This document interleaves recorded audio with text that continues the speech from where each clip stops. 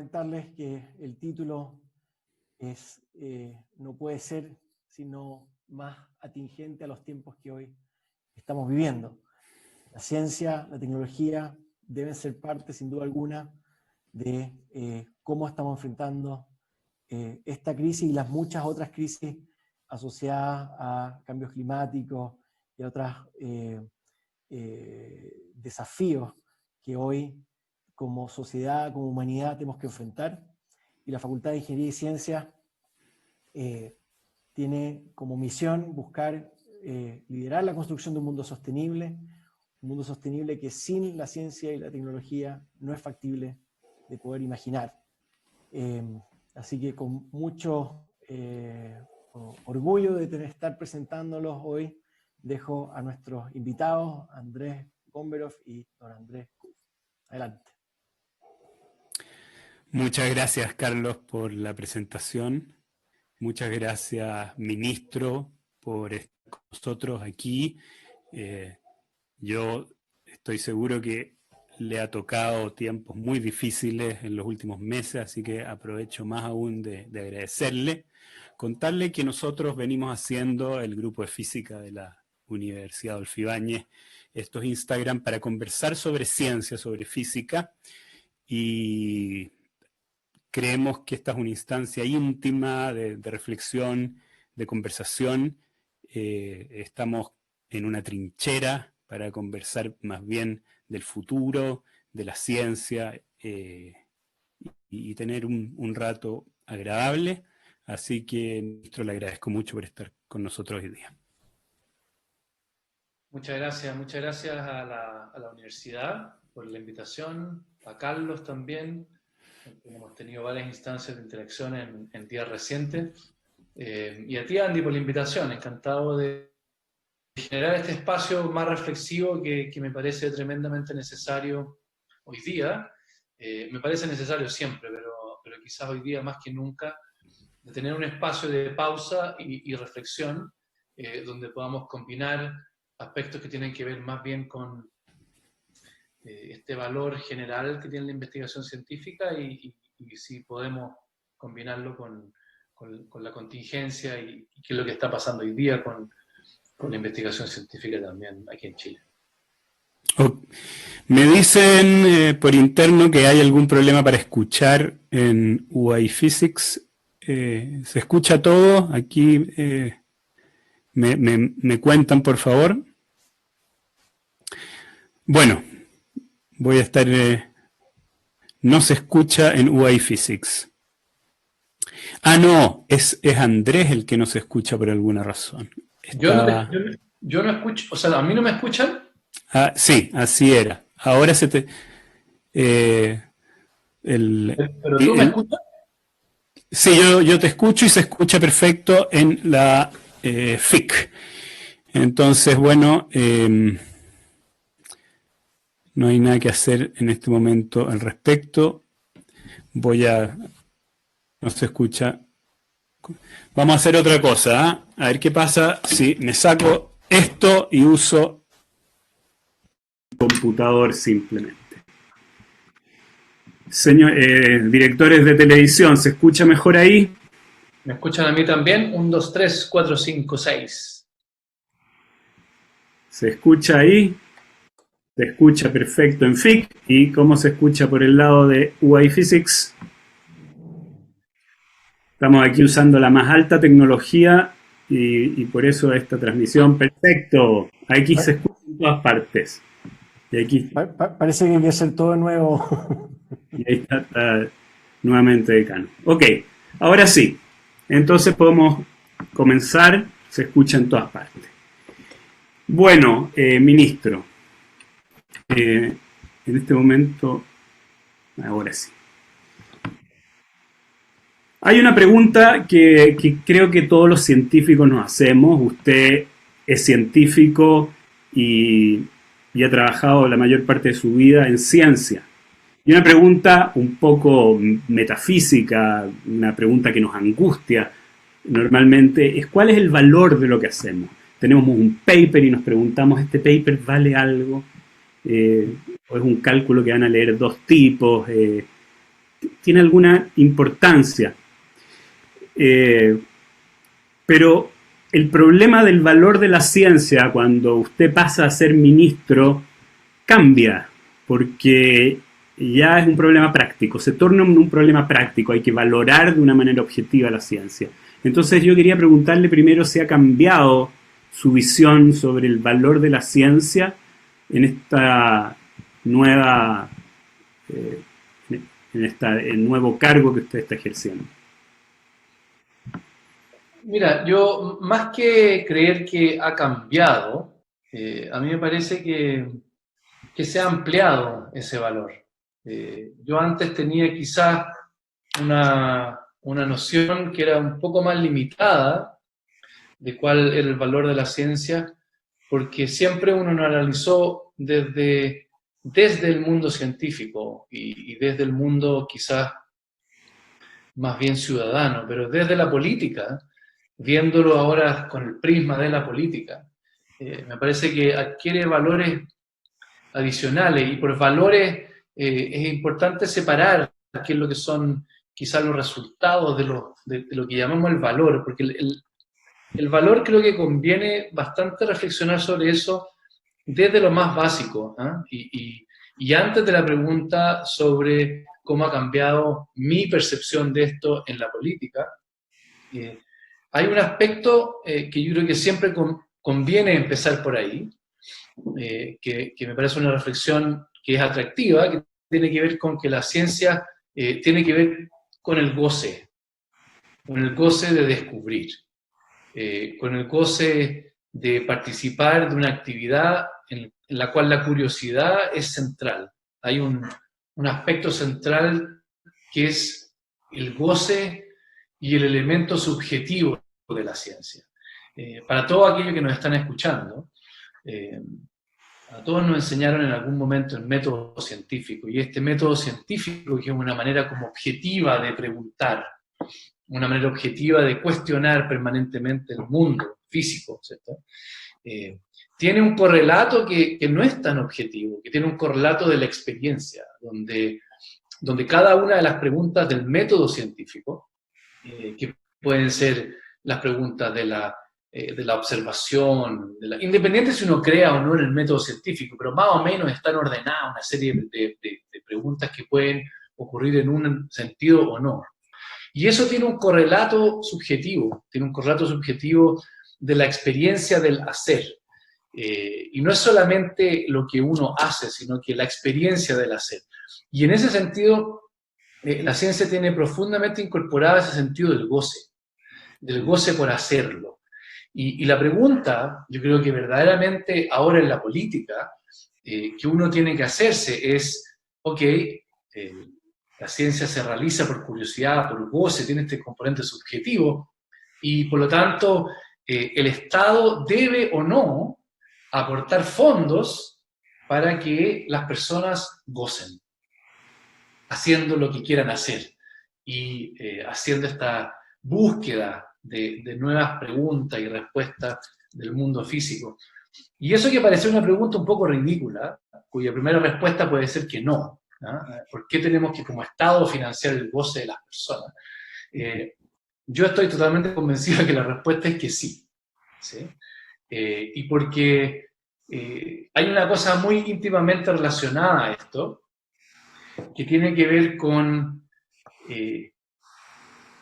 otro concepto, que es que el goce y el desarrollo de la experiencia subjetiva al descubrir inspira. Y la inspiración está en la base de la educación, del aprendizaje. Y por lo tanto, hay un tema de que este valor que tiene la investigación científica, que tiene que ver con las cosas subjetivas, finalmente tiene un valor muy tangible, que es en el aprendizaje, en la forma como comunicamos el conocimiento. Y por lo tanto, ahí no lo quiero llevar en este momento a estos temas tan pragmáticos, pero me parece que ahí hay un primer valor, digamos, que no hemos valorizado, pero ahí hay una tremenda contribución de la investigación científica en cómo se descubre el mundo, cómo se realiza la búsqueda de este mundo físico, y que eso tiene un componente objetivo, tiene un componente de experiencia, y es la combinación de la objetividad con la experiencia, es el descubrimiento más el o la que descubren, que hace que esto sean experiencias que inspiran a generaciones durante siglos, ¿sí? Entonces, hay un valor ahí muy, muy grande que yo creo que nunca puede perderse de vista. Entonces, eso como una primera gran... Oye, pero es tremendamente difícil. Estaba leyendo, hay un cuento muy bonito en un libro de Steven Pinker, que se llama The Stuff of Thought, en que, bueno, es ciencias sociales, él se dedica a la lingüística, y parte el libro contando que para los atentados de septiembre del 2001 había un problema tremendo con las compañías de seguros. Una compañía de seguros cobraba distinto si era uno el evento o dos. Y había una pregunta, ¿era un evento el atentado contra las Torres Gemelas o dos eventos? Y por supuesto, en tiempos normales sería una pregunta ridícula, absurda, sin ningún valor que gente estuviera preguntándose esto. Sin embargo, cuenta Steven Pinker que este era un problema de 3.500 millones de dólares. 3.500 millones de dólares era lo máximo que pagaba el seguro por un evento. Si era un evento tenía que pagar eso, si eran dos pagaba el doble. Por lo tanto, pero es tan complicado saber en qué momento esta ciencia que está solo empujada por curiosidad va a entregarte, bueno, algo práctico, que por último incluso a veces no es necesario contestarle a un niño por qué la noche es oscura, me parece una cuestión de gran valor que es difícil de medir en pesos. Pero ¿cómo se incentiva desde el Estado esta ciencia empujada simplemente por la curiosidad? Y no sé, ¿cómo lo hacen los distintos países? ¿Hay modelos? ¿Cómo se mide eso y cómo se hace? No, yo creo que es muy difícil de medirlo. Yo creo que estamos hoy día metidos en una discusión donde el cómo medir es conflictivo. No sabemos cómo medir bien todos los impactos que tiene. Entonces déjame llevarte a dos cosas distintas. Partamos por la contingencia. La contingencia, y pensando en tu ejemplo del paper, un paper que lo leen unas pocas personas, que toma mucho tiempo. Hoy día, simplemente en el área mía, digamos, mi último artículo científico, yo me demoré cerca de un año, 5 meses, 4 meses, desde que lo envié hasta que lo publicamos. Lo envié antes de asumir como ministro y lo publicamos hace poquito. El artículo científico, que a veces también se ningunea como que fuera el único producto, yo creo que en esta crisis sanitaria, a mí me gustó mucho el otro día un tuit que hizo Adrián Palacios, que era que el paper, que lo leen 4 personas, que ha tomado mucho tiempo, que ha recibido fondos del Estado, de pronto se transforma en un laboratorio universitario que hace centro de diagnóstico de PCR para COVID-19. Entonces, ¿qué es lo que pasa ahí? Que el valor que está contenido en el paper tiene alrededor de sí una serie de capacidades de capacidades que se crean con esa generación de conocimiento, que se pueden poner a otro uso muy rápidamente, porque son adaptables, porque hay gente que está muy bien formada, porque hay equipamiento, porque hay expertise, porque hay conexiones, hay redes, entonces pasa a ser parte de otra cosa. Y por lo tanto, ¿cómo valoramos un paper?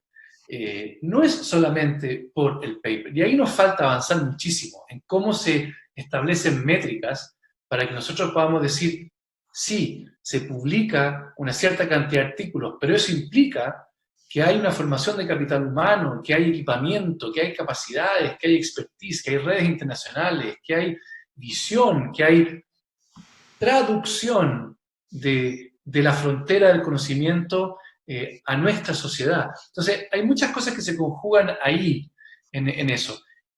Y después, por otro lado, está el tema de lo que tú mencionabas, que ¿cuándo hacer esa inversión? Y la respuesta muy concreta es que no sabemos cuándo hacer esa inversión. Porque la buena ciencia, a veces, pocas veces, produce cosas que tienen ese impacto que tú hablabas al principio, más tangible, concreto, a veces económico, otras veces social.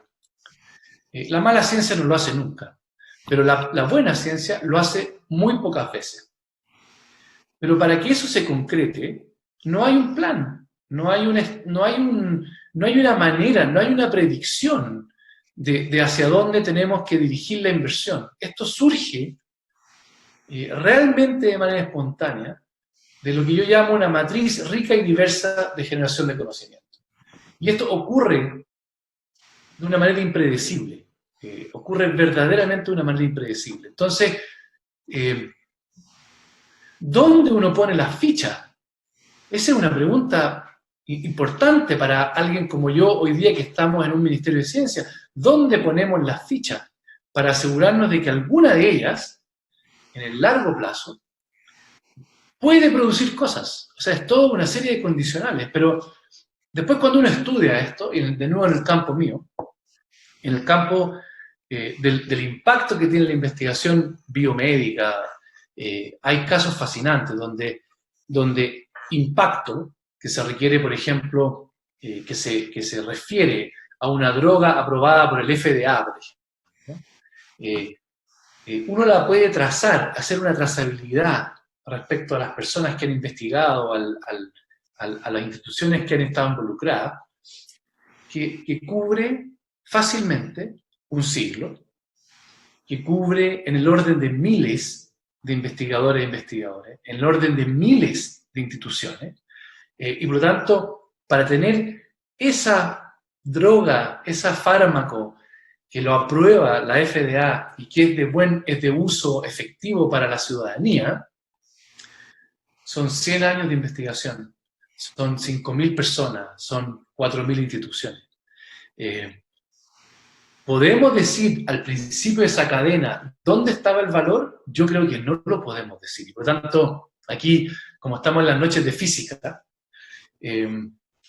yo tengo esta pequeña metáfora de fórmula, porque ni siquiera es una fórmula decente en ningún sentido, pero al tiempo cero, el valor potencial de todo descubrimiento científico es infinito. Y no hay otra forma de verlo.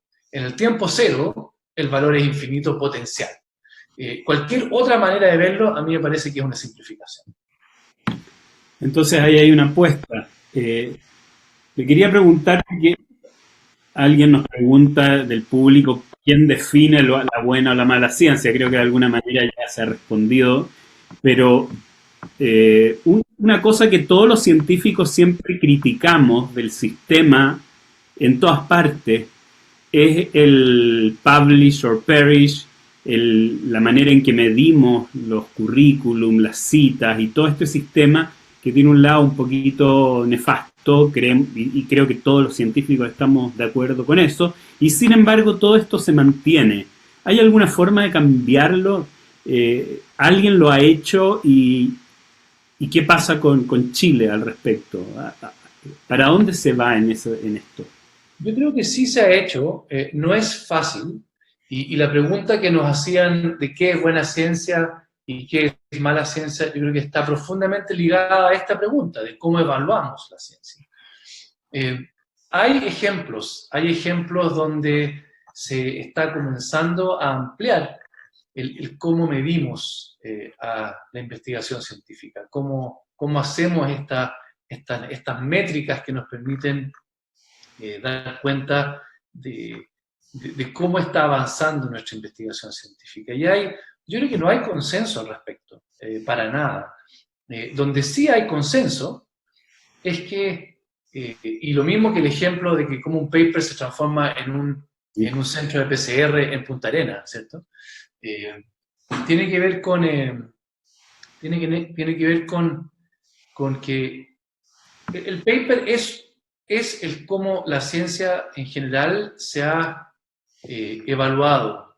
Y hay un valor ahí también, porque es la evaluación por los pares, es esa cosa muy especializada, donde, donde el rigor, donde la sistematicidad, donde la novedad son aspectos esenciales, donde tenemos que cuidarnos de no caer en sesgos que tienen que ver con temas que están de moda, obviamente eliminar, como lo estamos haciendo desde la agencia también, los sesgos de género, pero probablemente hay mucho que aportar en criterios adicionales que se pueden incorporar. Inglaterra lo ha hecho, Sí. y en Inglaterra hay una cierta manera de que se está tratando de medir la investigación de una manera un poquito más amplia. Y después hay otros ejemplos.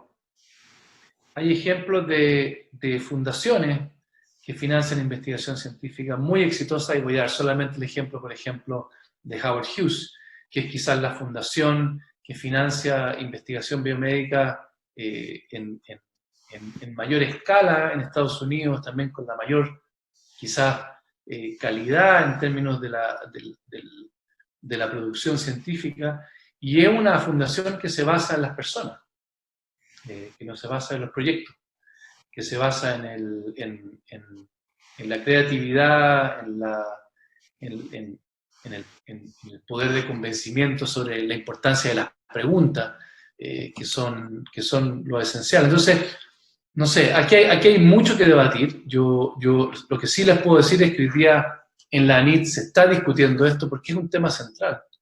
Es un tema central al momento de evaluar la investigación científica.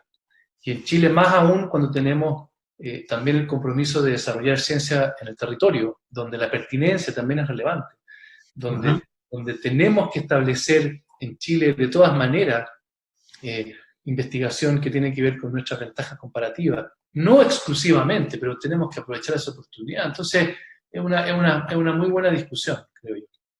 Oye, y Chile, ministro, puede soñar con Big Science, o sea, con ir a Marte? ¿Por qué uno siempre piensa que eso no podemos hacer en los países más chicos? Con ir a, no sé, con hacer un acelerador enorme o con cualquiera de estas cosas tan importantes que nos han impresionado siempre. Aunque claro, algo de Big Science se hace, usted me puede decir, en los telescopios, pero una cuestión totalmente nueva que salga de Chile. ¿Se puede? Mira, a ver,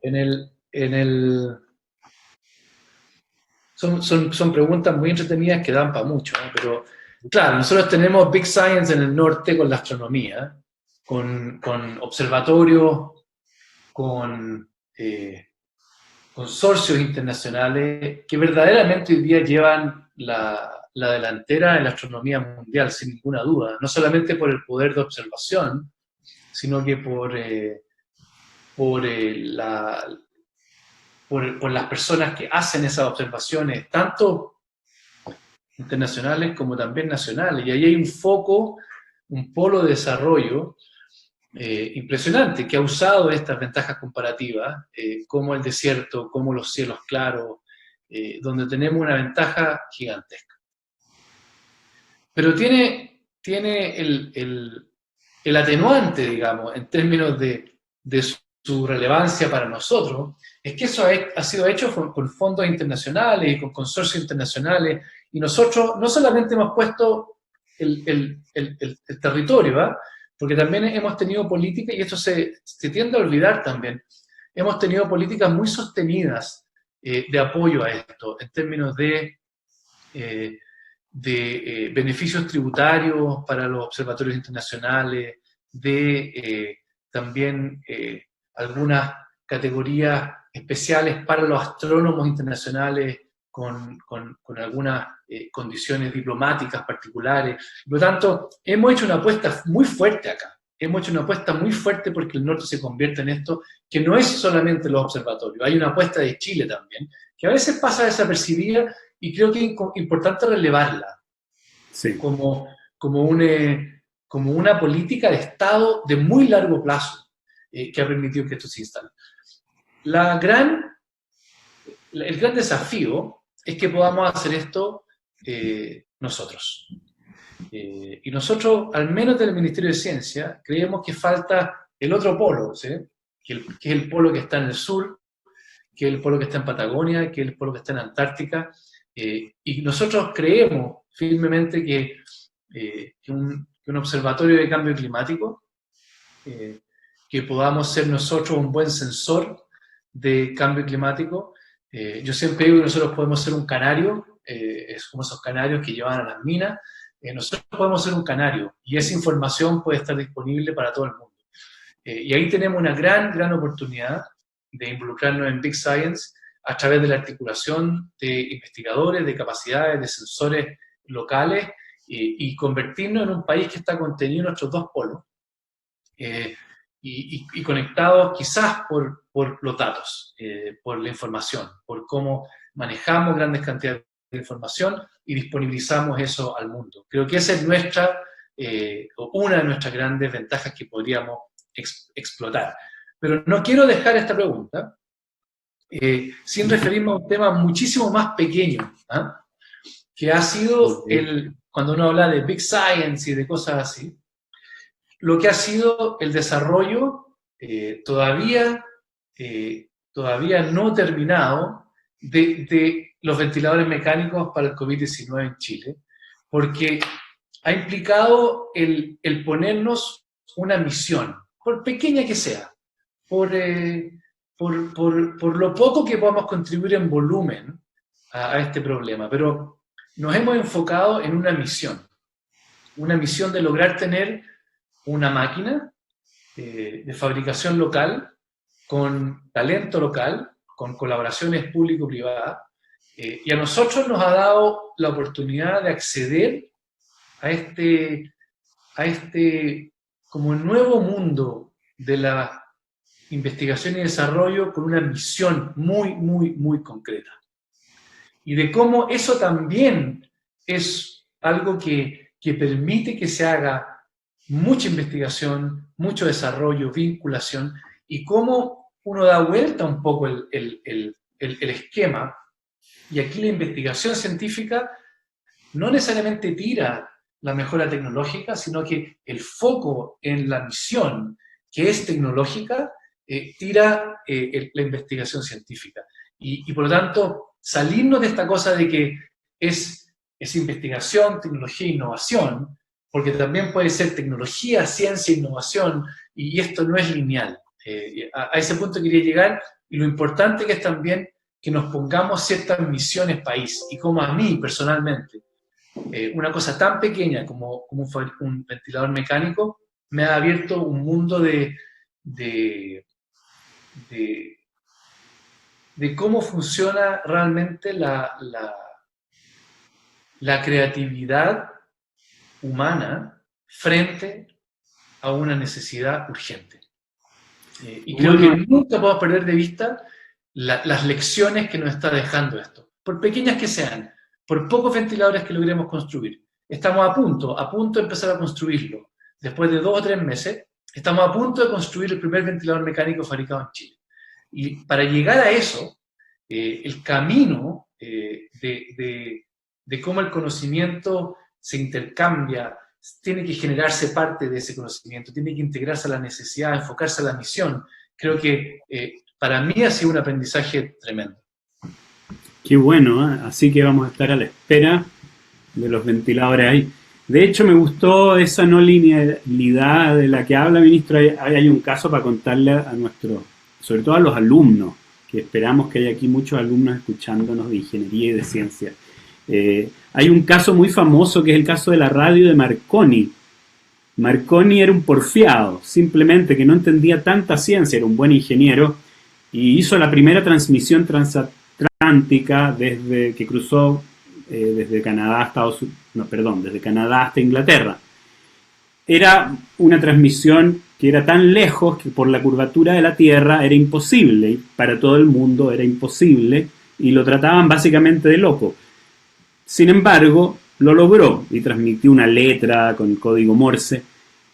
Y eso trajo un descubrimiento puramente científico, el descubrimiento de la ionósfera, que explicó cómo era posible que llegaran tan lejos. Bueno, las ondas de radio rebotaban en la ionósfera y podían llegar más lejos. Entonces hay siempre está todo esto mezclado de las maneras menos comprensibles y por eso hay que probablemente regarlo todo. Oye, y hablando de eso, una pregunta más que quería hacer con respecto al valor de la ciencia. El hecho de que tengamos un Ministerio de Ciencia es una de tantas formas, bueno, de administrar la ciencia por parte del Estado, pero al menos es una forma de que sentimos los científicos de que la ciencia es socialmente valorada. Sin embargo, la crítica que siempre existe es que Chile todavía está invirtiendo un porcentaje del PIB muy bajo. Yo le quería preguntar si eso era realmente relevante, o si simplemente hay otros países que están haciendo otras cosas. ¿Cuál es el significado y cómo se puede aumentar si es que fuera realmente relevante ese número? Yo creo que es totalmente relevante, es absolutamente relevante. Es absolutamente relevante, pero quizá hay que tomar distintas consideraciones. A ver, la primera es que yo creo que ese es el producto, el resultado, y no la causa de la valoración que le da la ciudadanía. Y por lo tanto, en el ministerio, y antes de que yo llegara al ministerio, yo siempre fui muy consciente, y lo soy mucho más ahora, de que una tarea absolutamente fundamental del ministerio, junto con promover la investigación científica, que es, digamos, el giro central del ministerio, tenemos que trabajar con muchísima atención el tema de cómo la ciencia llega a la ciudadanía. Y nosotros en el ministerio nosotros tenemos un ministerio pequeño y tiene pocas divisiones, como estas oficinas que son las de más alto nivel adentro del ministerio. Y hay algunas que son las administrativas, como la división jurídica y administración y finanzas, cosas así. Y solamente tenemos unas poquitas, tenemos 3, que son las más bien que nos identifican. Y una de ellas es ciencia y sociedad, donde ahora desde ahí se maneja el programa Explora, pero se ha aumentado esto, se ha amplificado la capacidad de esta división, no solamente para llegar a los colegios y al sistema educativo, sino que a la sociedad en su conjunto. Y lo hemos definido como la ciencia a los espacios sociales y culturales, y la cultura y la sociedad también a los espacios científicos. A mí me parece que el foco en esa dimensión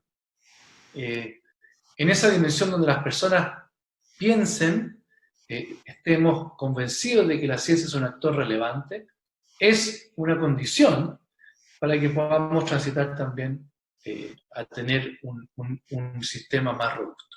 Eso es como una consideración. La otra es que nuestro presupuesto es bajo. No hay ninguna duda de eso. Y uno mira cualquier comparación, es muy bajo. Estamos en los últimos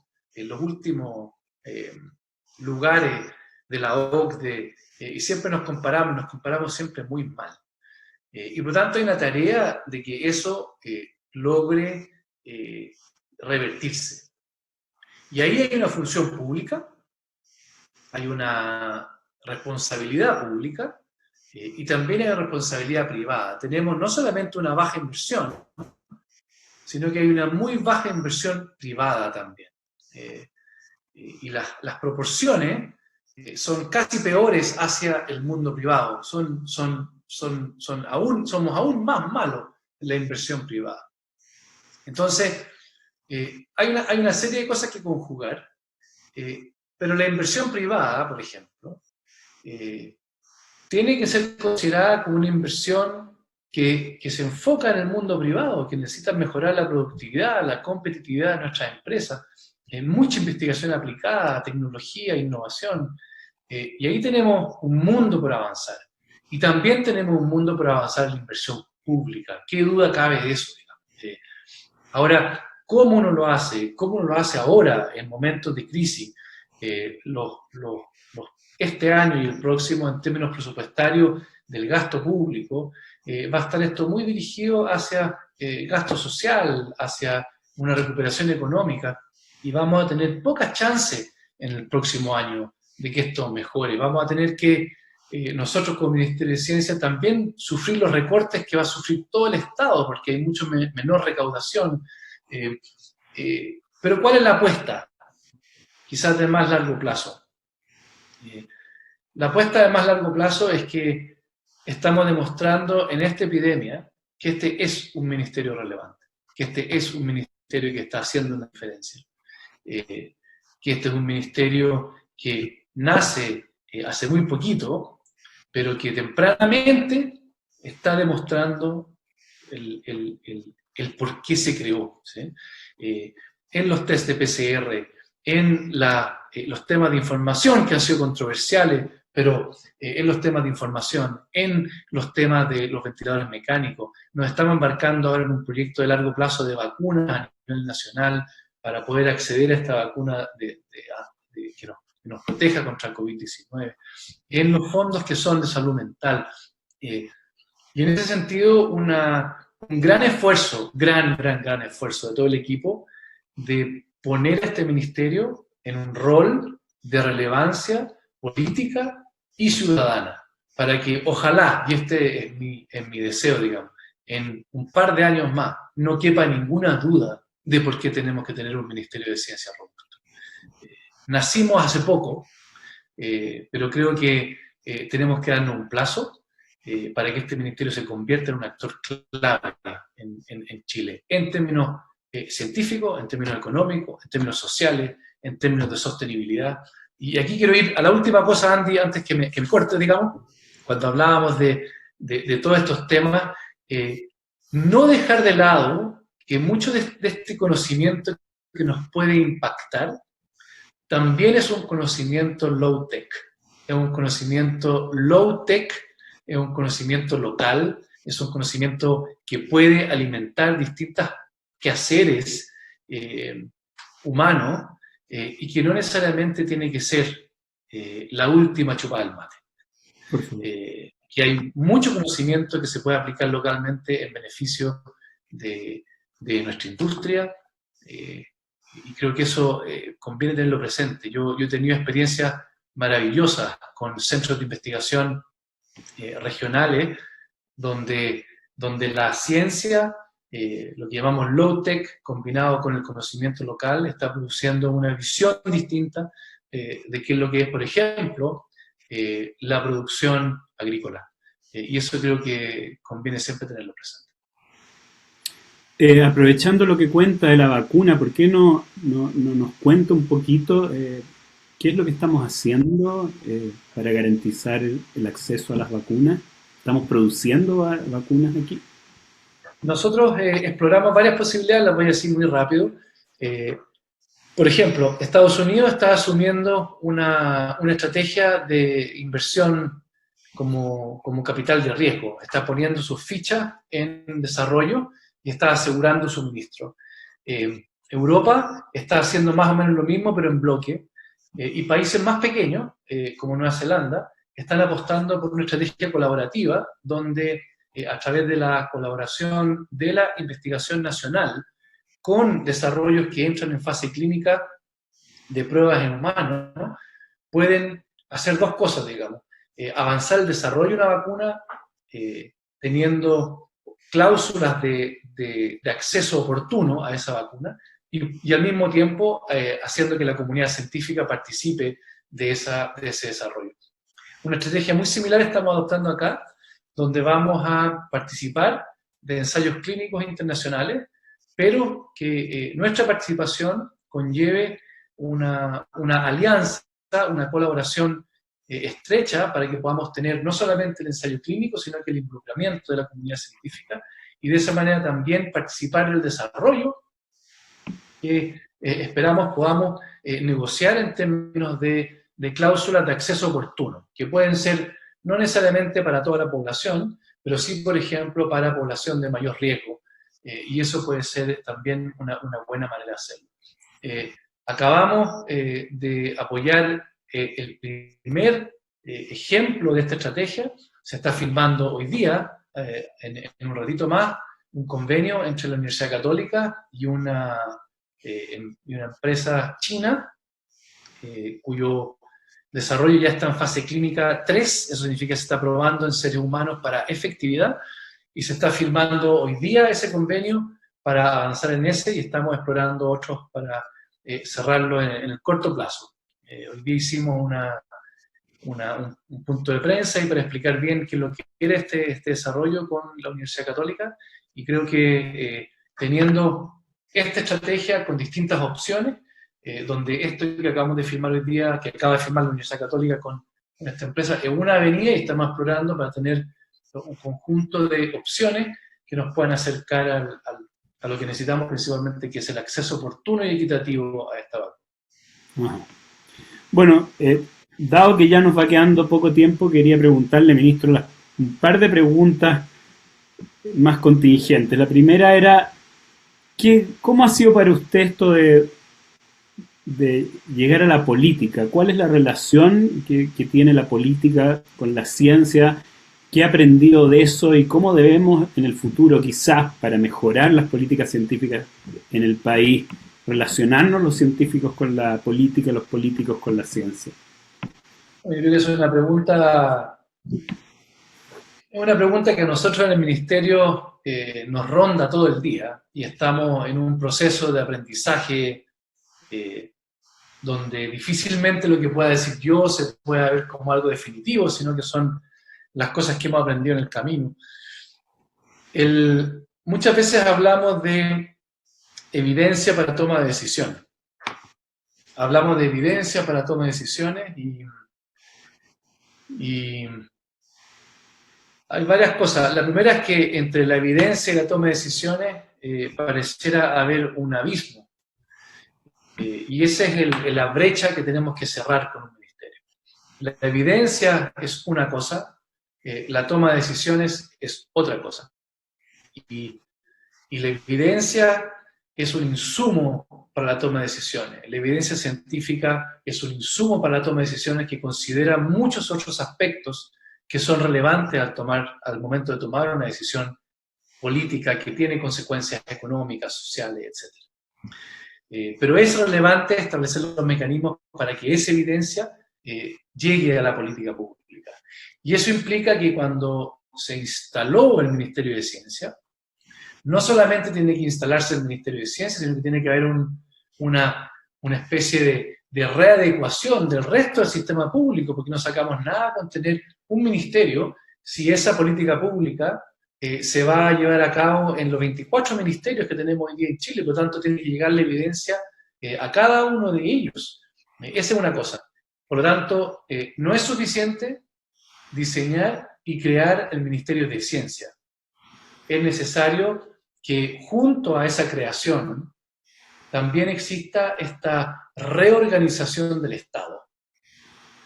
Porque tiene que reorganizarse el Estado completo para aceptar un Ministerio de Ciencia. Por lo tanto, hoy día el Estado se está con el Ministerio de Ciencia, y eso implica miles de interacciones, de capacidades que tienen que quedar instaladas, de un montón de cosas que tienen que suceder para que, por ejemplo, evidencia de la comunidad científica tenga un impacto en el Ministerio de Medio Ambiente, no necesariamente en el Ministerio de Ciencia, sino que en el Ministerio de Medio Ambiente, que necesita incorporar esa capacidad técnica, y que el Ministerio de Ciencia lo que está haciendo en este momento es facilitar que eso ocurra para que la evidencia en cambio climático pueda llegar a la política pública en el Ministerio de Medio Ambiente. Luego, viene otra dimensión que tiene que ver con que a veces uno escucha evidencia y política pública, o uno dice decisiones basadas en evidencia. Y se nos olvida, y aquí es donde uno se pone quizás más crítico con alguna disciplina, se nos olvida que muchas veces en el mundo entero y también en Chile, muchas de las decisiones se han tomado históricamente con criterios muy focalizados en la evidencia económica. Entonces, no es correcto que no se tomen decisiones en base a la evidencia, pero se han tomado decisiones en base a un tipo de evidencia. Y creo que el mundo en que estamos hoy día, exige que esa evidencia sea mucho más variada, que tenga mucho más dimensiones, que no sea solo una dimensión económica, que tenga otras dimensiones, que tenga dimensiones ambientales, sociales, que tenga dimensiones sanitarias, que tenga dimensiones tecnológicas, que no es solamente como estábamos acostumbrados, que nosotros veíamos esta gran discusión sobre la economía. Hoy día es una gran discusión que tiene que cambiar y el Ministerio de Ciencia creo que puede aportar. Y finalmente, Andy, creo que no se puede pensar en ese mismo saco el tema de cómo un Ministerio de Ciencia en política participa durante una emergencia. Y eso es un tema bien distinto, porque exige tiempos de respuesta a los que la comunidad científica no está acostumbrada, exige una orientación por misión, que todos tenemos que acostumbrarnos, exige que seamos capaces de llevar esa evidencia muy rápida a la toma de decisiones, y estoy hablando de horas o días. Implica que el mundo de las decisiones tiene que darle cabida al espacio de la evidencia que proviene del mundo científico en emergencia. Por lo tanto, aquí hay como otra gran área que se abre de cómo la ciencia participa en la política, que nos está enseñando esta epidemia, que es cómo participa en emergencia. Y creo que ahí hay un tema un poco distinto que conviene analizar por separado, y que ha sido tremendamente relevante en los últimos meses. Y por lo tanto creo que ahí hay un tema bien importante para abordar. En resumen, un Estado que se está acomodando a un Ministerio de Ciencia y una comunidad científica que se está acomodando a entrar en política. No es suficiente decir la comunidad científica dice esto y esperar que eso se transforme en una decisión política. Aquí hay una serie de etapas intermedias que tienen que cumplirse con intermediarios, y voy a agregar la palabra confiables, que pueda hacer que esto se transforme entonces en toma de decisiones que consideran la evidencia científica. Oye, bueno, vamos a tener que ir cerrando y tenemos con nosotros nuevamente el decano de la Facultad de Ingeniería y Ciencias. Una última pregunta. En lo personal, ministro, debe ser difícil pasar de las críticas de los referees anónimos a las críticas políticas, que son bastante más duras y complejas. ¿Cómo ha vivido usted eso? ¿Cómo se pasa? ¿Lo ha pasado de manera natural o le ha tocado muy duro? No, yo creo que es muy difícil. Estamos viviendo un periodo muy difícil. Nosotros sí en la ciencia estamos acostumbrados a la crítica, estamos acostumbrados a las opiniones que son divergentes, estamos acostumbrados a vivir en un clima de incertidumbre, estamos acostumbrados a que podamos cambiar de opinión dependiendo de cómo se presenta o cómo se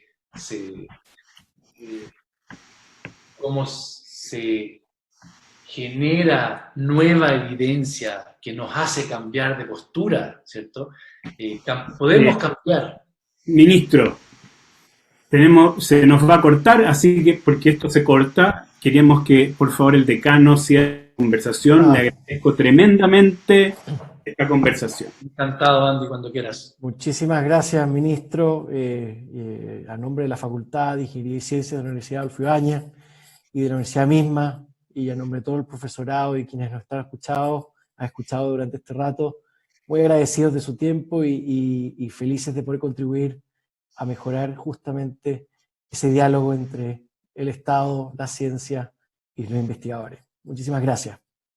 Muchas gracias, Carlos. Gracias a ustedes por el tiempo, por la invitación. Buenas noches, ministro. Buenas noches, Carlos. Nos vemos la próxima semana, el martes de física.